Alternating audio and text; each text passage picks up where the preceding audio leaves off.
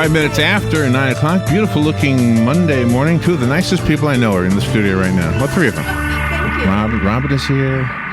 Bern Paraiso is here. And Al Lugo. You are such a nice guy. Al's here from the VFW Veterans Village in Fort McCoy.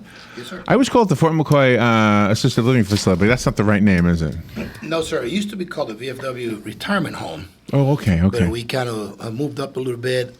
There's a lot of Vietnam veterans out there, as you well know, that are younger, and the connotation of retirement and home was not very conducive, so they decided to VFW Veterans Village. Well, good to see you again, Al. And Bern, good morning. Sorry, I didn't mean to jumpstart your show for you, but good morning. Okay, how was your Mother's Day? Good? It is beautiful. Yeah. How is Robin? It was perfect. Very good. Anyway. Absolutely. Yes, so belated Happy Mother's Day to all the moms out there. And I just want to shoot this greetings. Dr. Ko celebrated his son's birthday. How old? Last Saturday, 1 year old. 1 year. Wow. It was grand. And also, good morning to Did you go? I did. What kind of gifts do you get for 1 year old? Gift card. It's a car. Oh, good, smart idea. Smart idea. Yeah. And then he can choose whatever he Yeah. desires. Also, good morning to our Veterans Clinic at the Cascade. Yes. And coincidentally, we have Al Lugo with me, and he's the director of the VFW Veterans Village at Fort McCoy. Good morning, Al. Good morning, Bern. How you doing today? Very well, thank you. And I understand that the independent living facility, and I was there. Isn't it beautiful? Beautiful, yes. The people are what make it beautiful. Well, and this is actually catering to the veterans, only veterans, spouses, and immediate family. Yes, ma'am. That is correct. So, Al, can you tell us about this? And I understand there's about 70 rooms. Correct. Correct, Bern. This is, as Larry pointed out, it's a beautiful place set in beautiful Fort McCoy, Florida. It's a 70-bed facility. This year, we're very proud, and I'm very honored that we'll be celebrating our 25th year anniversary in October 15th. Mark your calendar. We're going to have a big party out there. Maybe I'll get someone that I know here that will come and sing for us. But anyhow, the place was built, like I said, 25 years ago, but to take care of veterans and their families, the spouses, the widows, is a very unique place because of the people that we take care of, but it makes it more unique that it doesn't receive any funding from state, local, federal government. This is funded strictly by the residents' rent, and the other 25% shortfall, we fundraise it throughout the year. And in the past, we've been fortunate to have Larry and his wife come out to our picnic and assist us to raise funds that we do every year to keep things going. Prices are, very low. For $1,400, a single person can live there and have everything he or she needs throughout the month. It's like a cruise on land. Very good. Just Robin's not my wife. It is fantastic. I really think that.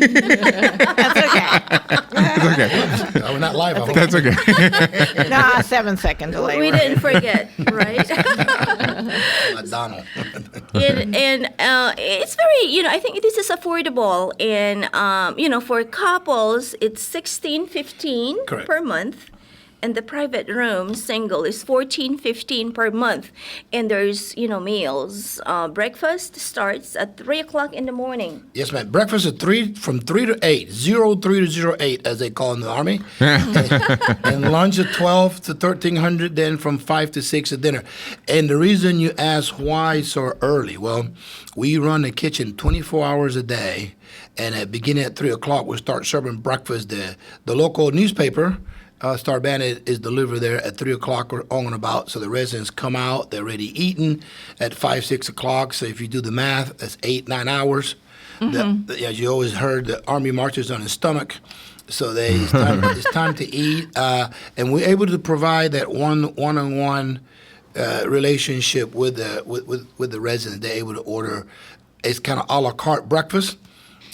And they get to, get the experience, whatever they eat, whatever they want. And the staff is there early in the morning to serve them, so that we get to find out a little bit about how they're feeling, how the day's going to be, if they had any problems, in that kind of being non-medical. We like to know everybody's condition so we could make sure we could tailor our day towards them.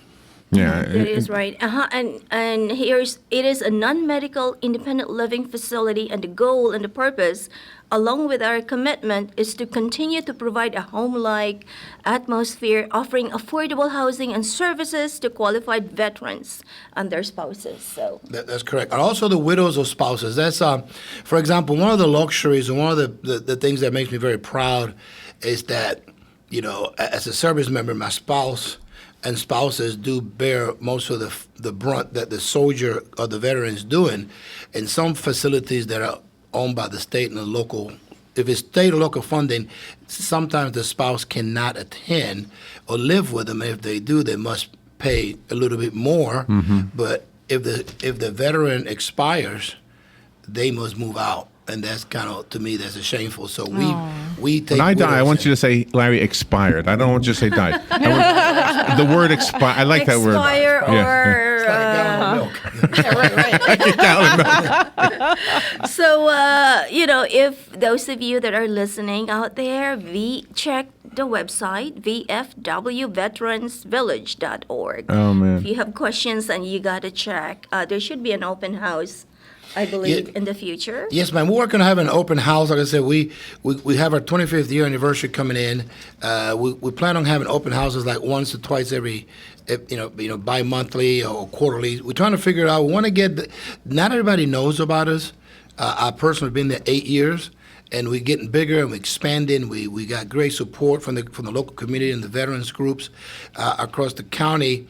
But not everybody knows about us, and just being able to go there and see it and see the World War II veterans, specifically the greatest generation that still live there. We still got about 10 or 12 of them there.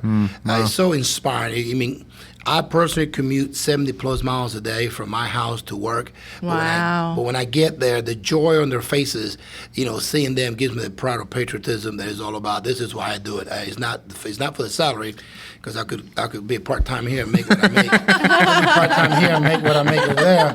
But the pride of the pride and the honor and their faces and knowing what those men and women done for me personally, and for us to have a show like this morning is truly amazing. And by the way, thank you, Al, for serving our country. Absolutely, absolutely. You guys are both amazing. And we have an event coming up. Yes, ma'am. Next Sunday. Yes, ma'am. This Sunday at 3 p.m., Mr. Les Muncaster and the Kingdom of the Sun concert orchestra comes out once a year, right around the Armed Forces dates. They do what is called an Armed Forces Date Salute. And Les comes out with about 70, 75 pieces of the band. We normally have 300-400 people. That sounds fun to me. They're an Larry. awesome. We gotta go. It's amazing. Yeah, we've seen it's an incredible Our- ceremony. everything you're talking about is my favorite stuff. I mean, we love your facility. We love you.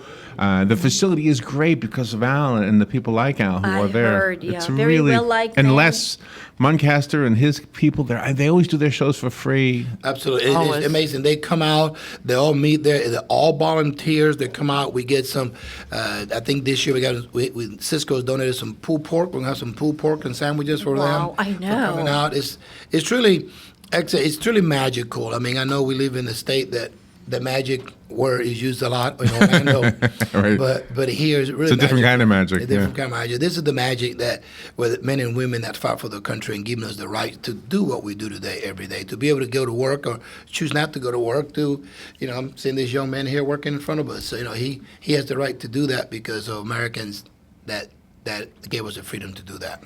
Yeah, absolutely. Absolutely.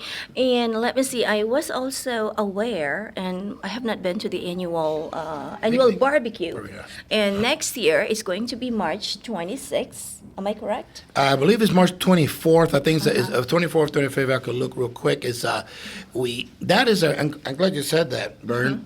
That is our biggest fundraiser of the year. We gotta go, Larry. Sounds good. And it's attracting 1,000 a long way or away. 2,000, yeah. And they have pre-sale tickets. Yeah. It's $10 a person. But then thinking about barbecue, entertainment, and other stuff Right, happening right. out there. There's a horse, whatever. But every year what? is different. Horseshoe. Oh, okay. Horseshoe.